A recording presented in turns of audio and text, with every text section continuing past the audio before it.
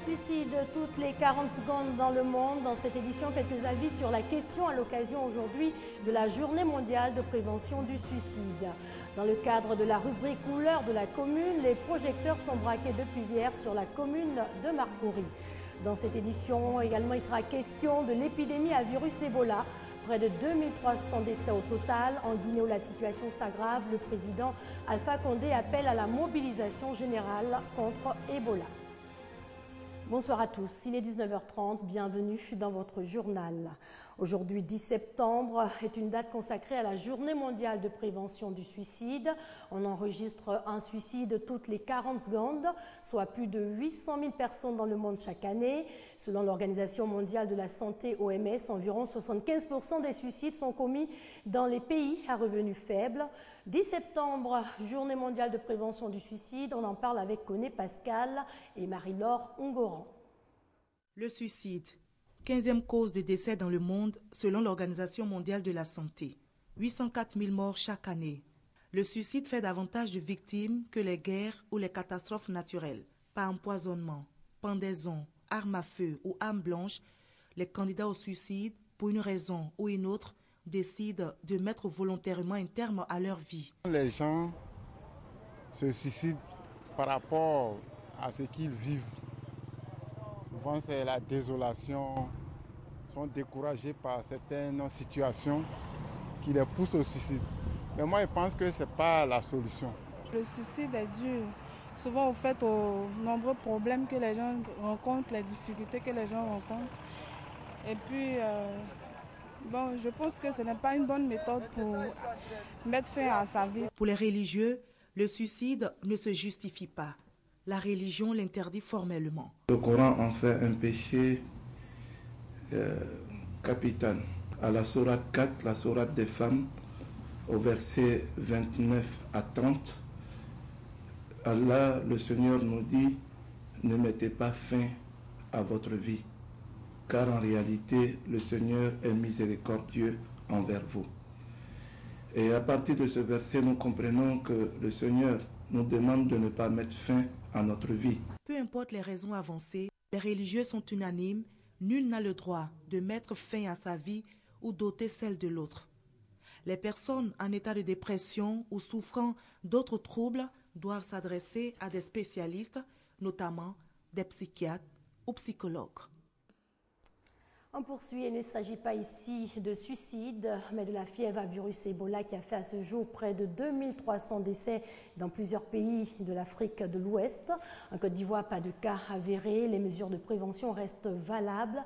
Objectif, éviter l'entrée de la maladie en Côte d'Ivoire, où sensibilisation et formation se succèdent. En la matière, on peut noter cette formation en faveur des organisations des jeunesses, formation initiée par le Centre de recherche et de formation sur l'État en Afrique. Koné Pargassoro et Franck Kouadio. La formation des formateurs sur les mesures de prévention et de prise en charge de la maladie à virus Ebola. C'est le thème du projet d'appui à l'autonomisation des organisations de jeunesse de la société civile.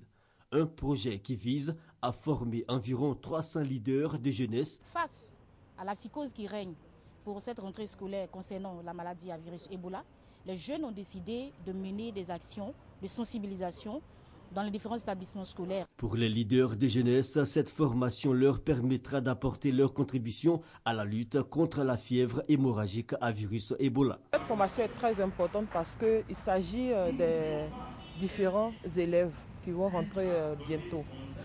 Les élèves, il faudrait qu'on puisse les sensibiliser. Et puis d'abord, le plus important, enlever la peur des parents, parce que ce qui fait que les parents ne veulent pas inscrire les enfants. Donc, dire aux parents de venir les inscrire, qu'il n'y a pas de risque. Le projet d'appui à l'autonomisation des organisations de jeunesse bénéficie du soutien du Programme des Nations Unies au développement, PNUD. L'Ebola, c'est un risque pour la population en Côte d'Ivoire. C'est important que nous tous, on travaille ensemble. Aujourd'hui, l'Organisation mondiale de la santé estime à plus de 2000 le nombre de morts victimes du virus Ebola. En Côte d'Ivoire, aucun cas n'a encore été détecté. Concernant l'épidémie à virus Ebola, on l'a appris aujourd'hui, le jeune Guinéen qui avait importé la maladie au Sénégal est guéri. Par contre, en Guinée, d'où est parti le virus Ebola, la situation s'aggrave. Le président guinéen Alpha Condé appelle à la mobilisation générale contre Ebola.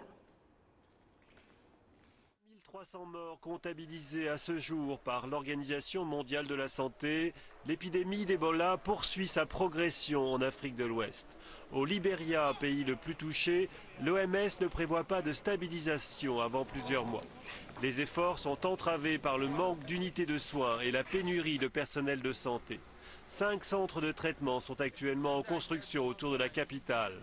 La Guinée, qui partage sa frontière avec le Libéria, n'est pas épargnée. Avec plus de 500 morts, la situation reste inquiétante selon Médecins sans frontières. La situation de Ebola est assez préoccupante puisqu'on voit une augmentation du nombre de cas et également une augmentation du nombre de préfectures qui sont touchées par la maladie. Et ça se voit directement dans les centres de traitement que MSF gère, puisqu'on est passé en 2 semaines d'environ 70 lits à aujourd'hui plus de 150 lits d'hospitalisation pour Ebola. Même si la population guinéenne continue de travailler et d'aller à l'école, le président Alpha Condé appelle les citoyens à la vigilance. On a une guerre, c'est la guerre contre Ebola. Toute personne, tant soit peu citoyen guinéen, doit s'engager dans cette bataille. Ce qui est compris notre bataille aujourd'hui, c'est que la Guinée doit se battre pour la Guinée, mais pour la Sierra Leone et le Libéria. L'épidémie semble en revanche sous contrôle au Nigeria. Selon le ministre de la Santé, 19 personnes sont actuellement hospitalisées et mises en isolement à Lagos et dans la ville de Port Harcourt. Et en bref, pour être complet sur le sujet, pour la première fois, les Américains viennent de tester sur un être humain le vaccin expérimental contre Ebola.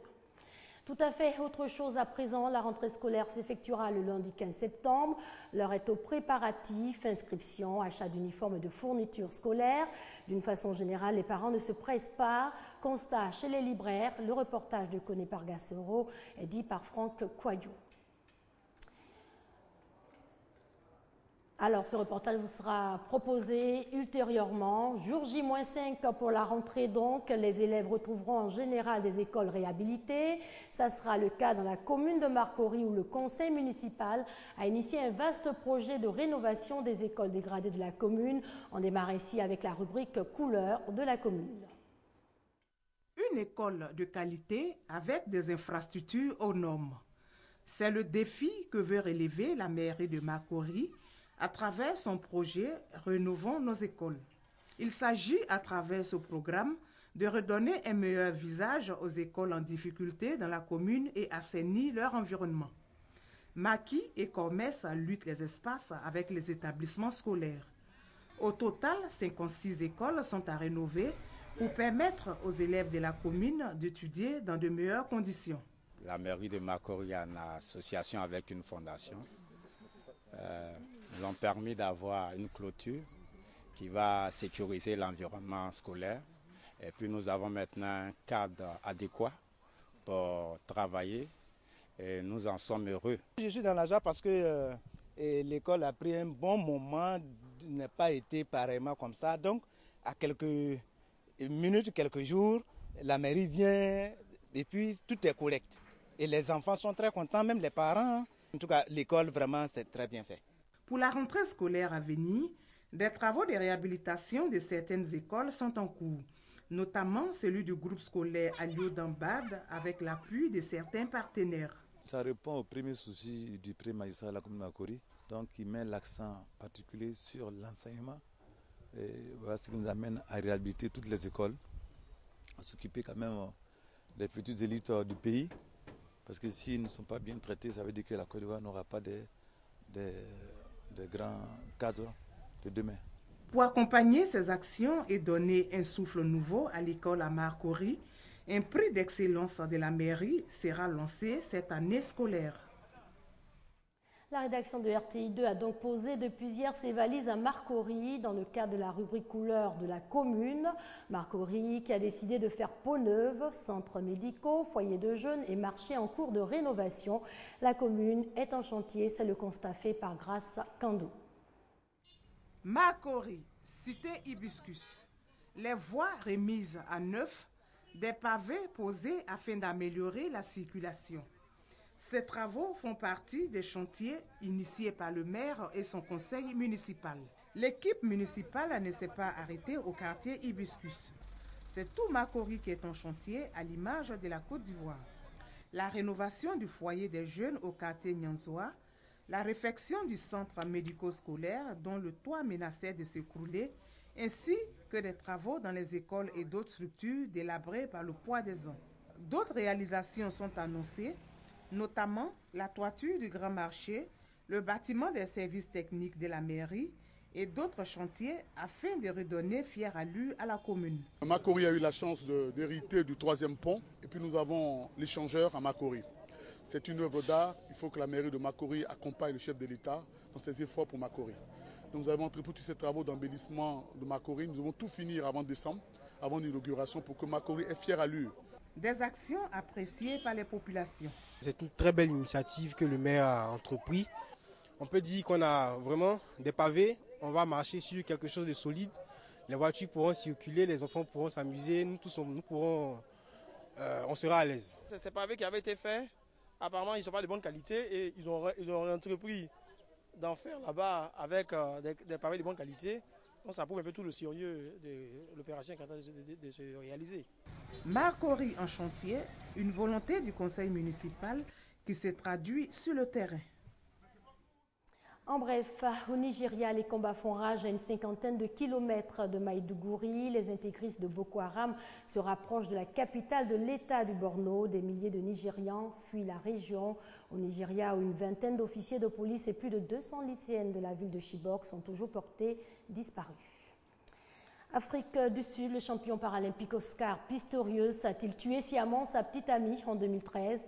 Vous êtes nombreux à avoir votre opinion sur la question, mais un seul avis va compter, celui du tribunal. La juge sud-africaine va rendre son verdict demain, après 6 mois de procès. Le sort d'Oscar Pistorius est à présent entre les mains de cette juge.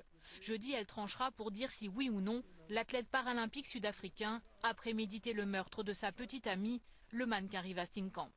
Un verdict très attendu après 6 mois d'un procès ultra médiatisé qui passionne l'Afrique du Sud. La nuit de la Saint-Valentin 2013, Oscar Pistorius abat son ami de 4 balles tirées à travers la porte des toilettes. Il affirme qu'il l'a tué par erreur, la prenant pour un cambrioleur. Le procureur Nel, lui, est persuadé depuis le début que l'acte est prémédité et tente d'acculer l'accusé. Elle s'est barricadée dans les toilettes, vous avez pris une arme dans le seul but de tirer sur elle et de la tuer. Ce n'est pas vrai, madame le juge. C'est ce que vous avez fait. L'offensive du procureur Nel face à un Pistorius pugnace a-t-elle convaincu la Cour? Certains analystes judiciaires en doutent. Nel n'a pas démontré qu'il s'agit ici d'un meurtre de sang-froid. Et c'est là-dessus, au final, que la Cour devra statuer. Il est tout à fait possible qu'il soit convaincu de meurtre, mais pas de meurtre prémédité. Reste qu'Oscar Pistorius s'est contredit plusieurs fois pendant le procès, fragilisant sa thèse de l'accident. Le témoignage de 4 voisins est également troublant. Ces personnes ont affirmé qu'elles ont entendu une femme crier, et la plupart de ces 4-là ont aussi entendu des tirs, des coups de feu. Je pense que ça, c'est terriblement difficile à justifier.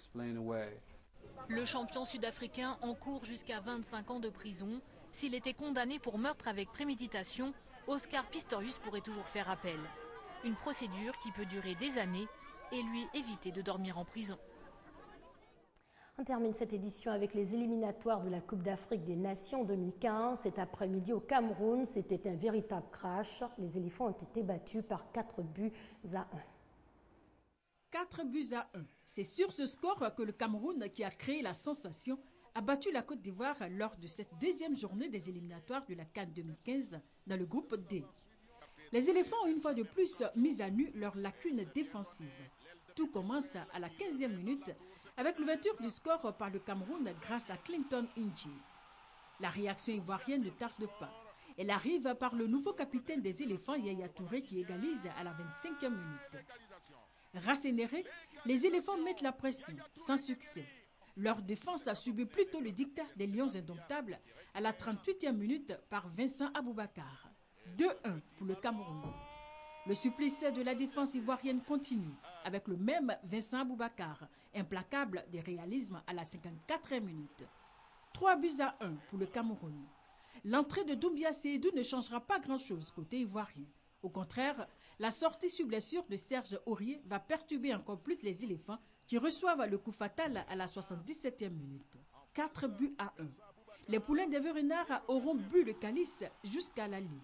Ils devront cependant trouver les ressources nécessaires pour montrer un tout autre visage lors de la 3e journée face à la RDC. C'est ici que l'on s'arrête. Excellente soirée sur la RTI, la marque du service public.